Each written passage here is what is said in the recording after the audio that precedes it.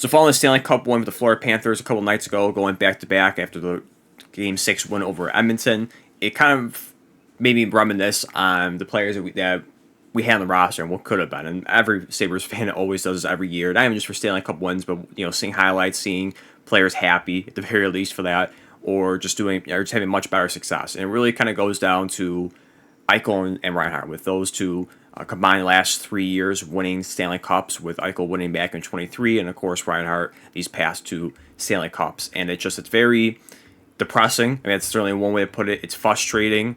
It's maybe for outside perspective, for non-Sabres fans, mind-boggling, puzzling how it did not work out, and that the streak is at 14 straight years without the playoffs. And it's very, again, it's very upsetting to be a Sabres fan. I'm not saying I'm really a big Sabres fan at this point, so I'm more of a Bills fan. But looking at the Sabres, it's tough. And I bring this up because that we might be in the next wave of those players leaving the Sabres once again. I'm not saying these guys are on par with Reinhart or Eichel, but you have the next wave of potential players that might go. Like the biggest talks is, of course, J.J. Paterka. There's speculation that he is not happy here anymore. He wants to go, even though he's been here the least amount of time for the losing. But maybe he's smart getting out early than sticking around for more years to suffer. You also have players that might follow suit with the uncertainty of Alex Tuch, Ramses Dahlin, if that does happen, as well as Tage Thompson. Now, at least for those last three, there's no true articles about it, just more my speculation of it, which is, again, the way how history has gone for the Sabres, players leaving, talented ones, I should say. It's no surprise. But at least for the ones, there was more reports about Paterka. And again, I want to talk about this core being the next. Eichel, Reinhart, Allmark, O'Reilly, another person I mentioned that also won a Stanley Cup too after leaving. That type of group having, again, the next wave of that leaving the Sabres, because and I can't blame any of them. I hold no ill will to the guys who've left. It's great that they're having a much better career and much more success elsewhere, especially for Reinhart going back-to-back, Eichel, again, winning a cup a few years ago. Again, it's very frustrating to see this organization that, and it all goes to the top for the owner. It trickles down, but then it goes to the owner. An organization that does not care and does not do what it takes to win. It does not go out there and get the most proven players, the ones that actually know what they're doing. Instead, we go out there for countless years and get first-time head coaches, first-time GMs, to the point now where we are hiring someone to babysit the GM because he cannot do his job. He cannot go out there and spend money in free agency. He cannot go out there and make actual big trades. He can't take risks. It's always, he wants to hold on to these prospects. It's always reacting, and even at some points, not even just reacting. It's just not being proactive at all. There's never the case of that. It's always reminiscing what ifs, maybes. Maybe I should have done this. Maybe I should have done that. I don't know. Taxes, palm trees. Enough's enough with the excuses for Kevin Adams. But again, it trickles. It goes all the way back to the owner, and that the Sabres have had probably one of, if not the worst owners in NHL since entering, or since he bought the team in 2011, I believe. So you look at that, and it's been awful. There's been one good season for the Sabres, and of course with that missing the playoffs as well, which was a couple years ago with them being 1 point out of the playoffs. And what did Kevin Adams do, and what did this organization do to build off of that, to really try and catapult themselves into a much better direction? They did nothing.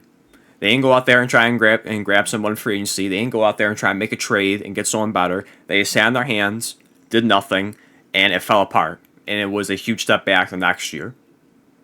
And we are back to, again, square one again for might potentially be the 15th straight season, what it feels like. It's just a never-ending circle of you can't get the basic things right. You can't get the simple building blocks right. There's no structure. There's no accountability. There's no direction. I feel like there's nothing in place for the players, for the organization, of anything to strive for.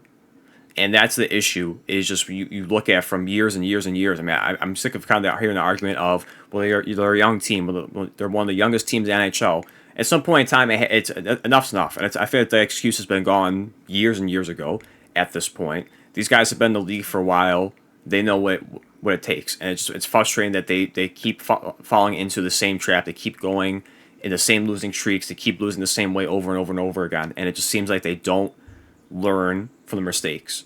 or maybe at this point they just don't care because maybe it's just more things behind the scenes that they just given up on. They go elsewhere and they succeed. Why? Because there's structure, there's a standard, there's things in place for them to play better and feel better about themselves and loving hockey. You go back to O'Reilly with him saying he was kind of losing love for the game, and it goes to the St. Louis that very first season, wins the Stanley Cup, and again follows suit with everyone else that leaves at this point. You're not just going to the finals. You have Skinner and Evander Kane on Edmonton as well.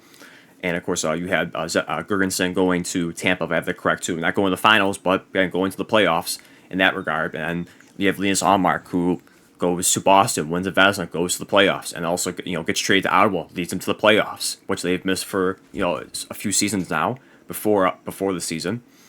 So you look at that, and again, it's frustrating, and that's why this upcoming off season, I should say, is the most pivotal. And that's always been the case for every off season. It feels like. Now, am I putting really high hopes into this? No, I'm sure they're not going to do anything. They always talk about it, and there's always excuses why they don't want to go out there and sign someone, trade for somebody, do whatever it takes to make a move. But this upcoming season, off season, once again, I keep messing up. This off season is very pivotal. It's very important to keeping, I think, this core together. Now, Peterka might be a lost cause at this point. It might well be gone, and that he is for certain that he wants to leave no matter what. But let's more focus on the other three guys with, again, Alex Tuch, Dahlin, and Thompson, where I do worry if this upcoming season or 2 years, if you want to extend it at least for one more season after that, if things don't turn around, and it's basically the same, that these guys are going to want out. They've wasted too much of their time here, especially for Dahlin, being drafted all the way back in 2018, first overall pick, and not having any success. And these are great players. Thompson, one of the best scorers in the NHL this past season. Dahlin, one of the best defensemen in the NHL. And your captain, too. Shocker, maybe potentially losing another captain as well. You look at Alex Tuch, a great player for this team that grew up loving the Sabres, a big Sabres fan, to the point where he doesn't want to be here anymore. And I think that is just that is important to keep those guys here. Because if they leave, you have absolutely nothing. Now, if you're going to have to make trades and you're going to get players in return, of course, but I doubt the way Kevin Adams and this organization runs that they're going to get good compensation in return for those guys. So this why this offseason, and they hired the guy from Columbus, former Blue Jackets, Jarmo Kekalainen, former GM for the Blue Jackets, like I said. He's going to be a senior advisor, what I said earlier, babysitting Kevin Adams. And at this point, for Pegula, if he even cares, that he should let Kekalainen take over and just make the moves from here. Because, again, Kevin Adams has shown really zero indication of being able to pull a trigger on a big move. Again, whether it's signing or trading for this one. He's made some trades, but you look at someone else. Another person I didn't mention, too, Bowen Byram, that is probably on his way out as well. They made a trade for, too. So that's another player I didn't even add into the discussion on top of everything else as well. So you have Peterka and at least Bowen Byram, those two players that might be going out the door relatively soon, probably more so Byram. But this one, for Kekalainen, he needs to take over and make the moves needed to try and steer this team into the right direction for this 2025-26 season. That's what needs to happen. Kevin Adams, I'm sorry, and for all of us, I presume for Sabres fans that we have no trust in him, we have no faith, we have no confidence, and we want him gone. It was a horrible sign from the start for a guy who has zero experience, but again, it goes all the way back to what I keep saying to the owner.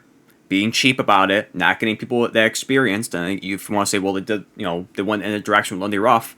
Kevin Adams didn't even interview anyone else at the head coaching position. The coaching search lasted, a day or two, it felt like. There was only one coach he interviewed, and that was that. Didn't want to get any other outside perspective, didn't want to see any other options. He picked Lindy Ruff. That is such a lazy effort for Kevin Adams at this point. Maybe you want to say, well, he already knew who he wanted. He already pinpointed who he wanted as a head coach. Okay, but still, it's such a lazy way to go of not even going out there and at least seeing other options out there. It's like, nope, this is one guy, 1 or 2 days, it's that. And I think, again, it just goes back to show you Kevin Adams and who he is. That kind of sucks at his job. Is there some of the trades that are horrible? No, I mean, the one was the Savoy McLeod. That's going to be more long-term to see what Edmonton does with Savoy. But for McLeod, he had a good season. Certainly a career year all across the board for the Sabres. But, of course, he was playing a much bigger role for the Sabres as well. For Dylan Cousins, we'll We'll see how that plays out. Again, Brandon Norris, who was injury prone and shocker, didn't even play that many games for the Sabres, only 3. You had Docker as well, Bernard Docker, the defenseman, who was not too bad as well.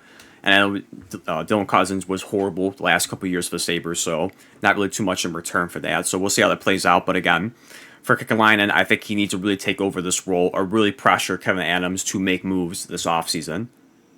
I want something that is going to shock people. I want to see, again, very pie in the sky, very little chance of this happening, but I want them to shock the world and get Mitch Marner. I want to shock the world and get this guy, that guy, or for Trey Patterson from Vancouver. Something to give the Sabres fans hope and showing that you are serious about making moves, that you're serious about making this team better. That's what I think more than anything the Sabres fans want to see. And certainly, of course, winning and making the playoffs, it's high priority, but also just showing the moves that you are willing to take the chances of putting it on the line to make the playoffs, to make this team better, to go outside the norm. That's what we want to see for the Sabres, is to go out there and make something that, or do something that they refuse to do the last few seasons, especially under the Kevin Adams era.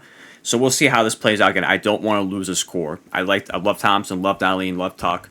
Again, Peterka might be a foregone conclusion. I love him as a player too. Byram, I have no issue trading as well. It doesn't make any sense to have all these high, these defensemen with high contracts on the roster.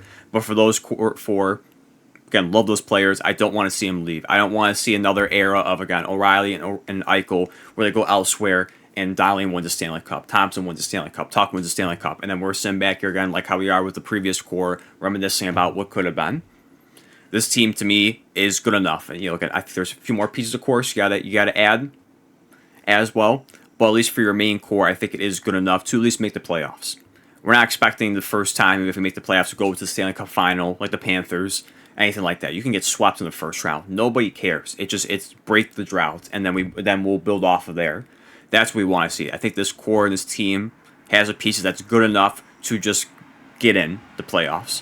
But there has to be other things set in place too. And again, that's players and also just when I talk about the small building blocks as well for this team. So we'll see how this offseason plays out. The draft is coming up relatively soon, so we'll see if there's any moves happening at that point.